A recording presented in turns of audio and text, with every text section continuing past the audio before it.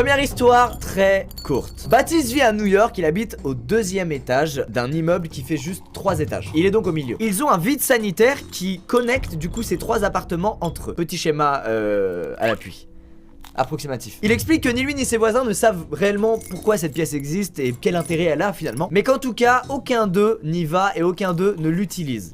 Vous sentez le problème arrivé avec cette pièce? Vous le sentez ou pas? Un soir, Baptiste rentre chez lui, il arrive dans son salon et il voit une femme debout sur son escalier de secours qui regarde par la fenêtre. On est à New York et à New York, il y a des escaliers issus de secours au cas où il y a un feu. Et du coup, quand tu empruntes ces escaliers, bah tu passes devant la fenêtre des gens quoi. Cette femme est donc là debout à regarder par la vitre et c'est quand même bizarre parce qu'il faisait encore jour et surtout comment elle a fait pour arriver sur ces escaliers de secours. En bas, vous savez, il y a une échelle sur un rail qui s'amène vers le sol et bref, elle a réussi à se démerder, elle est là, on sait pas trop comment. Mais on se doute que du coup, ses intentions ne sont pas incroyablement bienveillante.